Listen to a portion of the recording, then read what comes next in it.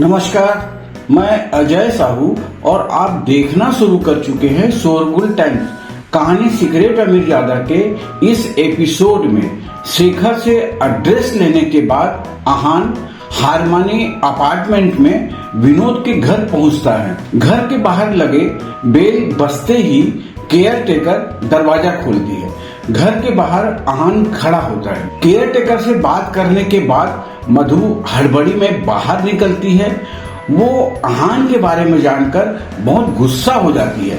मधु सीधे आहान से पूछती है कि मेरे बेटे को तुमने क्यों मारा।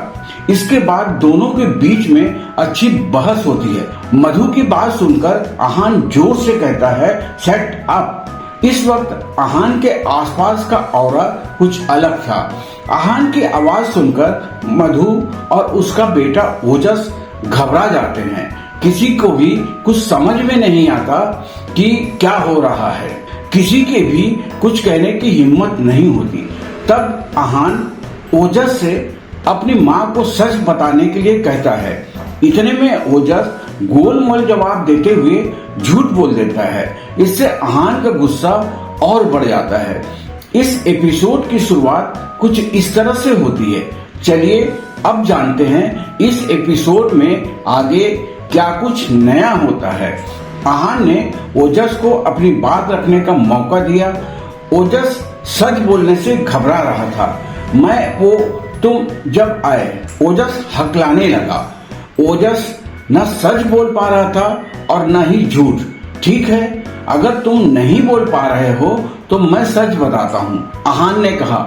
आपका जेट स्टोन देने के बाद आपके बेटे ने मुझे 20,000 रुपए दिए और बोला कि गिल फैमिली यही डिजर्व करती है। आहान ने मधु से कहा, तुम झूठ बोल रहे हो। मैंने इसे 1.5 लाख रुपए दिए थे जो इसने तुम्हें दे दिए थे। मधु चिल्लाने लगी।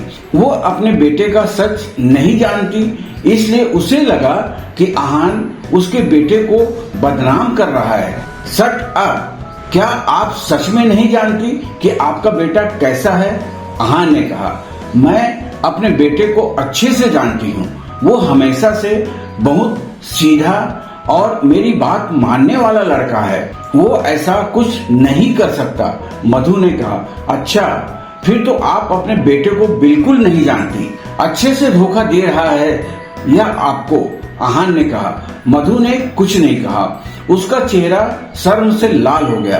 आहान ओजस को घूरने लगा। तुमने मुझे जो 20,000 रुपए दिए थे, क्या मैं वो लिए थे? ओजस को अब बुरा लगने लगा। उसे समझ नहीं आ रहा था कि वो इस सिचुएशन को कैसे हैंडल करे। मैंने तुम्हें वो जेट ऐसे ही ले जाने दिया और तुमने यह सब किया। मुझे लगा था कि तुम सचमुच जेट ले जाओगे, पर तुमने ऐसा नहीं किया, बल्कि तुमने उसे कसीनो में लगा दिया। सिर्फ इतना ही नहीं, तुमने नकली जेट खरीदा और उसके नकली होने का इल्जाम मुझ पर लगा दिया। और तुम्हारी माँ को लग रहा है कि तुम बहुत सीधे हो। आहान ने कहा, नहीं, ऐसा कुछ नहीं किया मैंने। ओजस ने कहा। उसका पूरा शरीर कांप रहा था और वो ढंग से बोल नहीं पा रहा था। ठीक है, फिर ऐसा करते हैं, क्लब का सीसीटीवी चेक करते हैं, उसमें सब कुछ पता चल ही जाएगा। आहान ने कहा। ओजस भूल गया था कि वहाँ चारों तरफ कैमरा थे। अगर उन्होंने वो फुटेज चेक की तो सबको पता चल जाएगा कि जो आहान बोल रहा है वो सच है। ओजस वो जेट का टुकड़ा कसीनो में हार गया था। ओजस के चेहरे पर पसीना आ गया था। उसके चेहरे का रंग बिल्कुल उड़ गया था। ओजस के चेहरा देखकर मधु को समझ आ गया था कि उसने उससे झूठ बोला था। इन सब में आहान की कोई गलती नहीं थी, बल्कि उसके बेटे ने ही सब किया था। अब मधु को बहुत गुस्सा आ रहा था। उसका मन ओजस को डांटने का कर रहा था, पर किसी और के सामने वो ऐसा नहीं कर सकती थी। उसके पास ओजस की तरफदारी करने के अलावा और कोई ऑप्शन नहीं बचा था। तुम क्या कह रहे हो? मुझे कुछ समझ नहीं आ रहा है और ना मैं समझना चाहती हूँ। मुझे सिर्फ इतना पता है कि तुमने मेरे बेटे को मारा और उससे पैसे लिए और नकली जेट दिया। अब अगर तुमने यह किया है तो मान लो, और अगर नहीं किया है तब भी तुम्हें मानना पड़ेगा, मधु ने कॉन्फिडेंस के साथ कहा। मधु जानती थी कि आहान एक मामूली बैंक एम्प्लॉय है और गिल परिवार का घर जमाई है, इसलिए वो इसे आराम से डोमिनेट कर सकती है। आप सच में यह करना चाहती हैं? आहान ने कहा। वो सोच रहा था कि सच जानने के बाद भी इतनी अनरिस्पॉन्सिबल कैसे हो सकती है। तुम मेरी बात मान रहे हो या नहीं? मुझे चैलेंज करने की जरूरत नहीं है, मधु ने कहा। हार्मनी अपार्टमेंट में उसका विला था। वो एक आवाज लगाती तो बहुत सारे गार्ड्स वहां आ जाते और आहान से आसानी से डील कर सकते थे। आहान जानता था कि वो लोग उसकी सच्चाई नहीं जानते थे, इसलिए उसे अंडर एस्टिमेट कर रहे थे। तभी ऊपर के फ्लोर की बालकनी से खांसने की आवाज आई। मधु, कौन आया है? किसी ने ऊपर से ही खांसते हुए पूछा। मधु की आंखों में चमक आ गई। उसे लगा कि उसे सपोर्ट करने वाला एक इंसान मिल गया था। विनोद, जल्दी नीचे आओ, एक फटीचर लड़का मुझे धमका रहा है, मधु ने लाचार सी आवाज में कहा। एक ही सेकंड में मधु का एटीट्यूड बिल्कुल बदल गया था। आहान ने नजरें ऊपर करके देखा, तब उसे विनोद नजर आया। उसका चेहरा बिल्कुल सफेद पड़ गया था और शरीर बहुत पतला हो गया था। इसमें कोई शक नहीं था कि विनोद की तबीयत सच में बहुत खराब थी, पर फिर भी उनका ऑरा बहुत पॉजिटिव था और वो बहुत अच्छी एनर्जी एमिट कर रहे थे। आहान जब विनोद को देख रहा था तब विनोद भी आहान को ही देख रहा था। तुम कौन हो? विनोद ने पूछा। हेलो अंकल, मैं आहान हूँ, आहान ने मुस्कुराते हुए कहा। विनोद मधु जैसा डेमोनेटिंग और खड़ूस नहीं था। आहान, विनोद कुछ सोचने लगा। तुम शेखर के दामाद हो ना? विनोद ने कहा। जी, आहान ने कहा। मधु, तुमने इसे बाहर क्यों खड़ा कर रखा है? जल्दी से इसे अंदर लाओ, विनोद ने खुश होते हुए कहा। विनोद का एटीट्यूड बहुत फ्रेंडली था। विनोद, यह तुम क्या कह रहे हो? इसने मुझे परेशान किया है और तुम इसे घर में इनवाइट कर रहे हो? मधु शॉक हो गई। वो लगातार आहान को कोसती रही। चुप रहो मधु, विनोद ने गुस्से में कहा। आहान अभी मनाली में आया है, वो तुम्हें जानता भी नहीं है, वो कैसे तुम्हें परेशान कर सकता है? विनोद ने कहा। उसे बहुत ज्यादा खांसी आने लगी। ऐसा लग रहा था जैसे मौत उनके करीब है। मधु बहुत हड़बड़ा गई। विनोद, तुम शांत हो जाओ, मैं इसे अंदर लेकर आती हूँ, मधु ने कहा। वो नहीं चाहती थी कि विनोद की तबीयत और खराब हो जाए। फिर उसने आहान को देखा और कहा, मेरा मुंह क्या देख रहे हो, चलो अंदर। आहान ने मधु को अपनी आंखें छोटी करके घूरा, फिर चुपचाप उसके पीछे चला गया।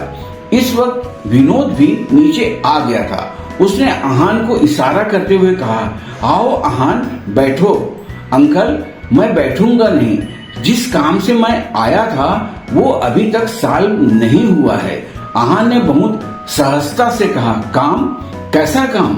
विनोद ने पूछा और आहान को देखने लगा। आहान विनोद को कुछ बताना नहीं चाहता था। विनोद को पता चल गया था कि कुछ तो गड़बड़ी थी। उसने मधु और ओजस की तरफ देखा और समझ गया कि इन माँ बेटों की वजह से कुछ हुआ है। मधु, ओजस, मुझे सच बताओ कि आखिर बात क्या है, विनोद ने कहा। मधु ने अपने दांत पीसे और ओजस की बताई हुई बात विनोद को बता दी। उसने सोचा कि यह सब सुनने के बाद विनोद आहान पर गुस्सा करेगा, पर ऐसा नहीं हुआ। विनोद का चेहरा उदास हो गया और वो भी मधु और ओजस की वजह से। मधु का दिल बैठ गया। विनोद, मधु, मैंने तुम्हें 3 लाख रुपए दिए थे, तुमने ओजस को सिर्फ 1.5 लाख रुपए ही दिए? विनोद ने पूछा। 3 लाख? ओजस हैरान हो गया। जब मधु ने उसे जेट लाने के लिए कहा था तब उसने साथ में यह भी कहा था कि जेट 2 लाख का है। पर विनोद ने सिर्फ 1.5 लाख ही दिए हैं, तो उसे 50,000 की बार्गेनिंग करनी होगी। आहान की शक्ल पर भी अजीब सा एक्सप्रेशन था। यह फैमिली बहुत अजीब थी। मधु ने 3 लाख रुपए लिए पर दिए सिर्फ 1.5 लाख। वहीं ओजस ने 1.5 की जगह आहान के सामने सिर्फ 20 दिए थे। दोनों माँ बेटे एक जैसे ही थे, लालची। मधु ने अब नजरें झुका ली और बिल्कुल शांत हो गई थी। कुछ बोलो, विनोद ने तेज आवाज में कहा। मैं क्या बोलूं? मधु ने कहा। यह सिचुएशन अब तुम ही समझा सकती हो, विनोद ने कहा। तो क्या हुआ अगर मैंने इसे 1.5 लाख रुपए दिए तो? शेखर ने तुम्हें 2 लाख दिए थे। अगर हम 50,000 कम दे देंगे तो उन पर कोई पहाड़ नहीं टूट पड़ेगा।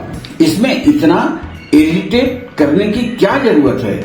मधु ने खुद को संभालते हुए कहा। चुप रहो, विनोद जोर से चिल्लाया। मधु के चेहरे पर डर साफ नजर आता। उधार का हिसाब ऐसे नहीं होता है। मैंने शेखर से 2 लाख रुपए लिए थे। उस वक्त 2 लाख बहुत बड़ी रकम थी। अगर उस वक्त शेखर ने हमारी मदद नहीं की होती तो आज हम ऐशो आराम की जिंदगी नहीं जी रहे होते। तुम जानती हो हमारा बिजनेस कितना लॉस में था। शेखर को अगर मैं 3 लाख क्या 30 लाख भी दूं तो वो कम है, विनोद ने कहा। उनका हर शब्द सही और सच्चा था। विनोद की बातों में मधु का दिल जोर से धड़कने लगा। ओजस और कीर्ति भी शर्मिंदा थे और आहान सिर झुकाकर खड़ा था। विनोद ने बहुत बार उन्हें अपने परिवार की हिस्ट्री के बारे में बताया था। आर्मी से रिटायर होने के बाद शेखर और विनोद ने पार्टनरशिप में काम शुरू किया था। उनका बिजनेस नहीं चल पाया और उन्हें काफी नुकसान हो गया। तब शेखर ने वापस शिमला जाने का फैसला किया, पर विनोद बिजनेस में और मेहनत करना चाहता था, इसलिए उसने शेखर से पैसे उधार मांगे। विनोद ने ज्यादा पैसे नहीं मांगे थे, पर फिर भी शेखर ने उसे 2 लाख रुपए दिए थे। विनोद बहुत भावुक हो गया था और उसने शेखर को जेट दिए और उससे वादा किया कि वो इसके 100 गुना करके लौटाएगा। दोनों दोस्त बहुत इमोशनल हो गए। कुछ समय बाद विनोद का बिजनेस बहुत अच्छे से प्रॉफिट कमाने लगा। वो काम में इतना बिजी हो गया कि वो शेखर के पैसे लौटा नहीं पाया। अब जब वो काम से फ्री हो गया था तो उनकी हेल्थ उनका साथ नहीं दे रही थी। शेखर और विनोद भले ही बहुत वक्त से एक दूसरे से नहीं मिले थे, पर वो फोन पर एक दूसरे से अक्सर बात करते थे। जब विनोद को पता चला कि आहान मनाली आ रहा है, तब उसने पैसे देकर जेट लेने का फैसला किया। सारी गलती मेरी है, जेट लेने मुझे खुद आना चाहिए था। मधु और ओजस पर भरोसा करके मैंने गलती कर दी, विनोद ने कहा। डैड प्लीज ऐसा मत बोलो, ओजस ने कहा। तुमने मुझे कुछ बोलने लायक छोड़ा ही कहाँ है बेटा, विनोद ने कहा। वो अपने बेटे और पत्नी से बहुत नाराज था। मेरे और आहान के बीच में गलतफहमी हो गई, ओजस ने कहा। कैसी गलतफहमी, विनोद ने कहा। विनोद की आंखों में शर्म और नफरत थी। ओजस भले ही कैसा भी था, पर वो अपने पिता से बहुत प्यार करता था और उनकी बहुत इज्जत करता था। उनको ऐसे शर्मिंदा देखकर ओजस अपने घुटनों पर बैठ गया और रोने लगा। डैड, मैंने आपका दिल दुखाया है। मेरे पास कोई और ऑप्शन नहीं था। कसिनो में मैंने बहुत सारे पैसे हार चुका था, इसलिए मैंने आपसे और मुंह से झूठ बोला। अगर मैं उनके पैसे नहीं लौटाता तो वो मुझे बहुत मारते, ओजस ने कहा। तुमने आहान को क्या अमाउंट वापस किया था, विनोद ने पूछा। ओजस झूठ बोलना चाहता था, पर विनोद की आंखें देखकर वो झूठ नहीं बोल पाया और कहा 20,000। इतने में विनोद ने ओजस को खींचकर थप्पड़ मारा। तुम ऐसा कैसे कर सकते हो, विनोद ने गुस्से में कहा। विनोद को इतना गुस्सा आ रहा था कि तेज सांस लेने की वजह से उसकी छाती फूल रही थी। अंकल शांत हो जाइए, डैड प्लीज नाराज मत होइए, ऐसे में तो आपकी तबीयत खराब हो जाएगी। कीर्ति और अश्वनी ने विनोद को शांत करने की कोशिश की।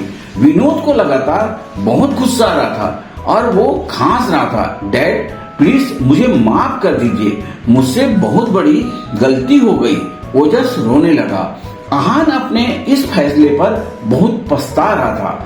उसे नहीं पता था कि आहान को 20,000 देने पर उनके घर में इतना हंगामा हो जाएगा। उसे लगा कि आहान वहां से चला जाएगा और ये बात वहीं दब जाएगी, पर ऐसा नहीं हुआ। आहान घर तक आ गया था और विनोद भी उसका साथ दे रहा था। स्टूपिड, नालायक, तुम हमारे घर की अमानत, हमारा जेल कसिनो में हार कर आ गए और अब मुझसे माफी मांग रहे हो।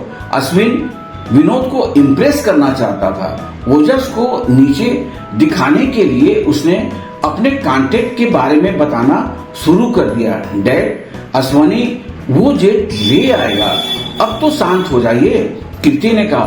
फिर उसने आहान को देखा और मन में सोचा, कितना घटिया आदमी है, 20,000 के लिए यहाँ तक आ गया। वैसे भी एक घर जमाई से और भी क्या उम्मीद की जा सकती है। यूजलेस फटीचर। कीर्ति की आंखों में आहान को लेकर घृणा थी। सबके शांत करवाने के बाद विनोद शांत हो गया। उसने गहरी सांस ली और ओजस से कहा, मेरी इज्जत को तुमने अच्छे से उछाल दिया आज। अब मेरी शकल क्या देख रहे हो? आहान से माफी मांगो। यह सुनकर ओजस के चेहरे का रंग उड़ गया। वो किसी के सामने भला कैसे झुक सकता था? क्या ओजस आहान से माफी मांगेगा? आगे जानने के लिए बने रहिए हमारे चैनल शोरगुल टाइम्स के साथ। बस इसी के साथ यह एपिसोड भी यहीं पर समाप्त होता है। इस एपिसोड को आगे बढ़ाते हुए फिर कल मुलाकात होगी। आज के लिए बस इतना ही। अब हमें कल तक के लिए इजाजत दीजिए। नमस्कार, धन्यवाद।